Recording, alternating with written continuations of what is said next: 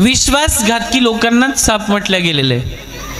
एक काजवा हा नेहमी चमकत होता। काजवा म्हणजे काय माहिती आहे ना, एक कीट असतो तो नेहमी चमकत राहतो।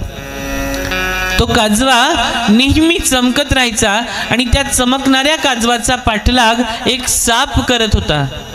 काजव्याने थांबून विचारलं सापाला, का रे बाबा, कधी तुझ्या वाकड्यात नाही, तुझ्या अर्ध्यात नाही, तुझ्या मध्यात नाही, कधी तुझ्या वाटेला आडवा आलो नाही आणि कधी तुला वाईट बोललो नाही, मग मला मारायला का टपलास?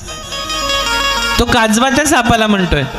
साप म्हणाला, तू चमकतोय ना, लक्षात देऊन ऐका। साप म्हणतोय तू चमकतोय ना, नाही पण मग चमकण्याचं तुला काय त्रास होतोय?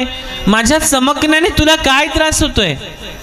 साप एकच म्हणतोय, पण तू चमकतोय ना, तू चमकतोय।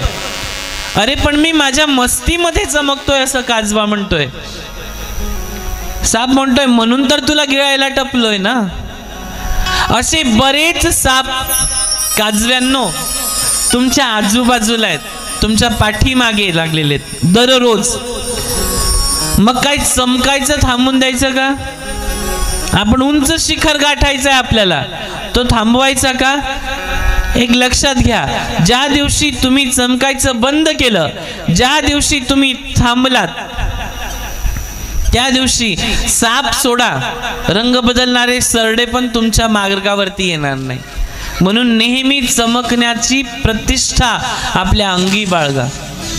आणि ते जर चमकवायचं असेल ना स्वतःला, तर त्याच्यासाठी नाम साधन घ्या आणि गुरु करा, हे तेवढंच महत्वाचं आहे।